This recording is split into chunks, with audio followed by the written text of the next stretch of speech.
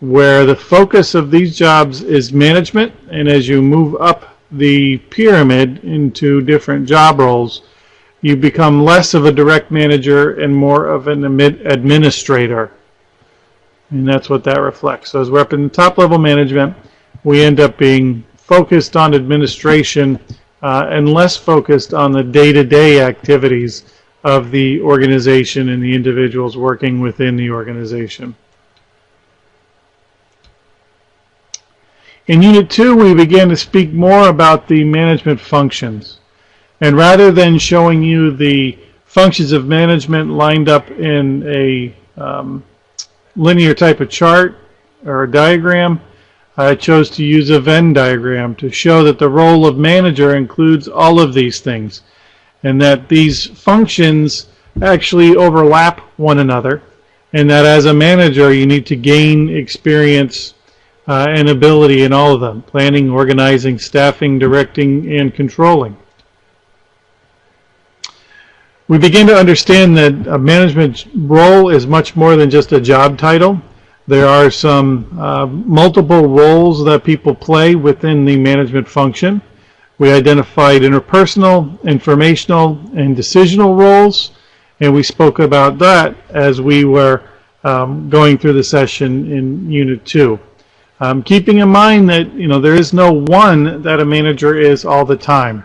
That depending on situations and circumstances, you flex between some of these roles, where you may be seen in one environment as a figurehead, you may be seen as a resource allocator in another environment, largely depending on how you're interacting with different audiences in your job capacity. We looked at the different management skills that are necessary for managers to be successful. Technical and functional skills, those being the skills that you need to actually know what's going on in your industry and provide successful supervision and direction for people. Human skills in a way that's comfortable and healthy and leads to successful outcomes. Conceptual skills, because you have to understand how individual activities link to larger objectives of the organization in concept, and then be able to articulate those in real detail to others, largely people who report to you. Diagnostic skills, obviously, as managers are looked to as problem solvers, you need to be able to diagnose what's going on in different circumstances and situations in order to make sure you are arriving at successful resolution. Communication skills, we spent an entire unit last week talking about communication and the need for managers to be the biggest key to healthy management. And then finally, political skills, understanding how to negotiate the different relationships within the organization that, again, lead to success for all. We looked at different management theories. We looked at scientific management from Taylor. We looked at bureaucracy from Weber. And we also looked at the administrative theory from Fayol. Keeping in mind that these three theories are largely referred to as the classical theories because they were initially the first schools of management that were developed. This is where we begin to see management being treated as a science and somewhat as a practice or profession, because it's broken down into parts that are studied and taught to others.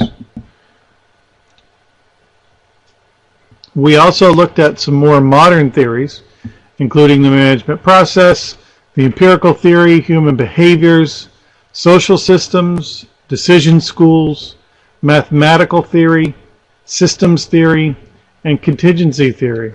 Now again, keep in mind that we looked at each one of these in depth as we were going through our lectures, and that the idea was for us as managers, people who are studying the practice of management, to get a good understanding of different approaches and thoughts and theories related to management, so that we don't stagnate ourselves thinking that one theory is the best or the one that's going to work in all situations.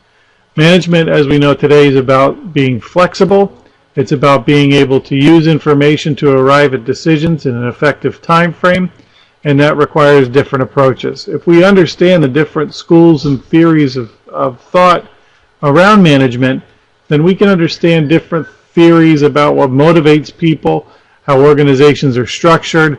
As we encounter barriers to success, we're able to assess how maybe a different approach would lead to different outcomes based on research, learning, and application, case study application that we can begin to define. So make sure you understand those different schools before you take any testing in this area, because I guarantee that those areas will be included on an exam.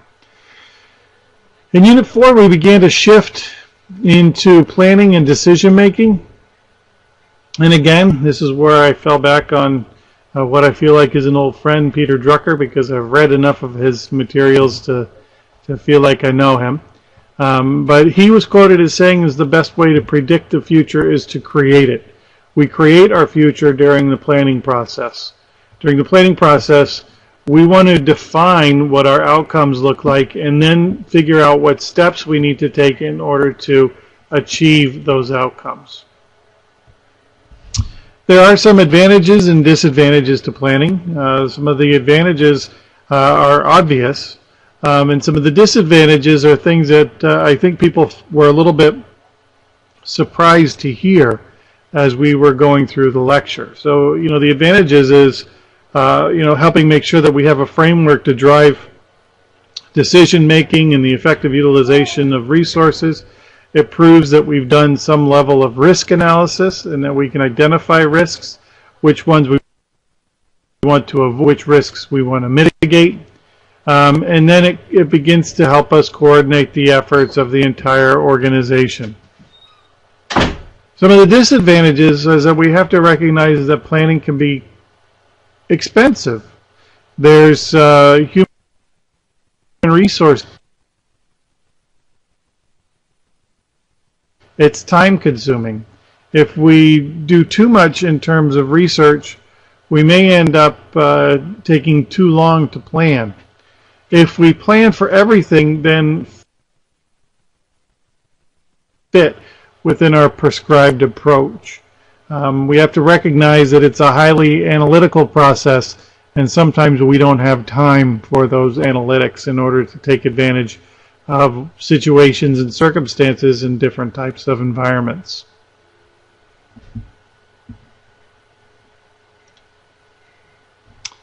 We looked at different types of plans, recognizing that they are all organizational plans, but we largely categorize organizational plans in two groups: use plans, and we looked at policies, procedures, and rules as standing plans. Those are things that we largely define once at an administrative level, and that we don't need to change very frequently if we change them at all.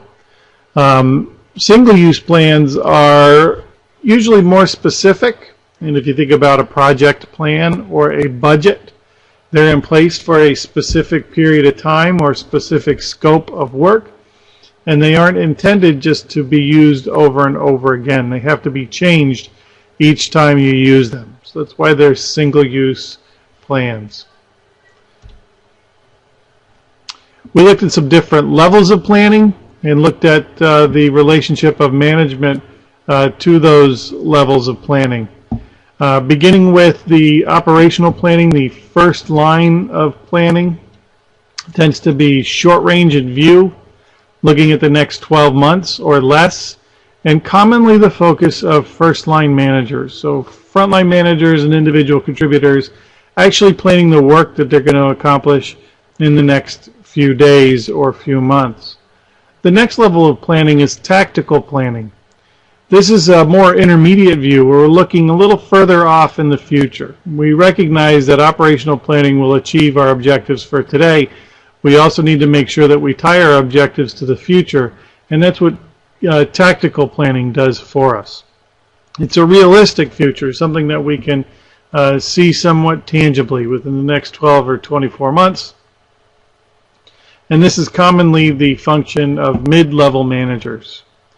And then strategic planning tends to be a longer range view. And there are many different thoughts around what that long range view should be.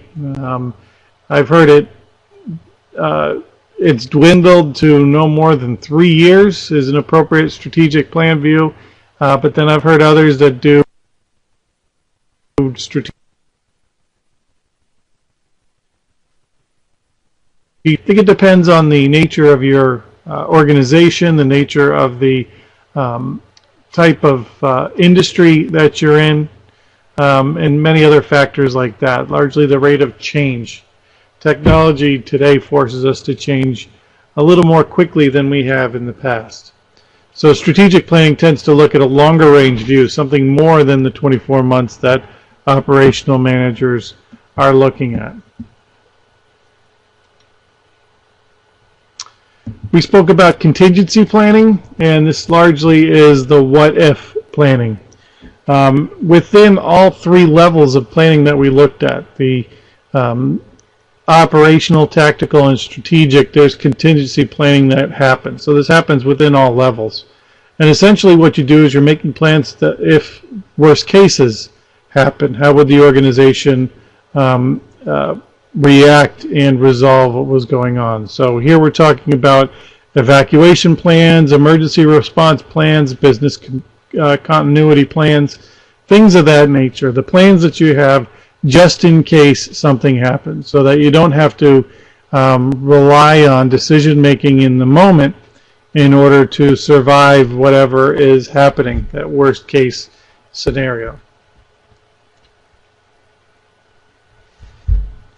We spoke about defining problems. Again, this portion of the lecture, the portion of the materials in the book, is intended to help you understand that not all problems are the same, and that if you slow down long enough to identify what type of problem you're working with, you'll know whether you can take a long period of time to resolve it or a short period of time to resolve it. And again, timeliness is going to be dependent on what you expect for an outcome. If you have a well-structured problem that tends to occur pretty frequently, then you can usually make a decision pretty quickly on how to resolve that problem. Because it's come to you in a way that's understandable. You can see the impacts, you can diagnose what the problems are fairly easily to fix it so that it doesn't continue to occur. So you can usually define those quickly, make a decision to correct them, and do so. We usually don't find out that we have an ill-structured problem until we've tried to solve what we thought was a well-structured problem. An ill-structured problem is something where we really have to slow down to find out what is actually happening. That maybe we're seeing symptoms of an issue and not really the problem itself. We have to recognize that problems happen at different levels within the organization, at the operating level versus the strategic level. We're going to react much more quickly to things that are happening at the operating level than we are to the strategic level, because at the strategic level we have a longer period of time to correct. And we would want to make sure that any changes in strategy are well thought out and considered in multiple different audiences with different opportunities for perspective. And then crisis versus opportunity. We solve now because it's an emergency type of situation versus an opportunity, and it might be a change in an environment that you have the opportunity to take advantage of, and you do it so that you can earn some additional profit or gain from doing so. So we try and define problems in these categories, again, so that we can recognize what we need to do as managers to remain flexible in problem solving and decision making. These were the factors that are identified in our text that affect decision making. Here, from my perspective, it's important to look at your own personal habits around decision making and make sure that you're not something that is one of the major negative factors in decision making. There are different approaches to use in decision making. The range from true independence in decision making, where I as a manager hold all the authority for decision making and largely approach things in an autocratic manner and make decisions and prescribe solutions to everyone else. On the opposite end of that continuum, you have consensus in decision making, where you allow the group to make decisions and they have to reach agreement around next steps before they take actions. There are pros and cons to each one of those. There's a large continuum in between, and as managers, what you want to do is consider your preferred approach, what's your kind of natural approach to decision making, and then consider that in light of what the organization actually needs under different circumstances, so that you can consciously make decisions about how to change your approach to develop better outcomes going forward. So our text did define each one of these bullets that's up on the screen now, and they're important for you to remember and recognize. We did look at a decision-making process where we have to begin with some level of awareness, diagnosis, and clarification. Remember, one of the skills that we were talking about that's needed for managers to be effective are diagnosis skills, being able to recognize that there's a problem, understand what the contributing factors are, and have the ability to clarify, to discover what root causes are so that we can look at the appropriate resolutions. As we're looking at resolutions, we do develop alternatives. We want to make sure in most cases that we have more than one opportunity to, more than one way to solve a problem, and that we can evaluate the multiple ways to solve the problem so that we can select the one that's most appropriate for our context, the situation, our organization, and the people that are in the organization. So we therefore evaluate the alternatives and make a decision about which action we're going to take to resolve the problem. Then we go ahead and implement. We dictate or delegate the authority to people to enact the decision, and then we evaluate. We monitor and we look for feedback to verify that the problem that we were trying to resolve was actually resolved, and that it was resolved to our satisfaction based on the criteria we use to evaluate the decision.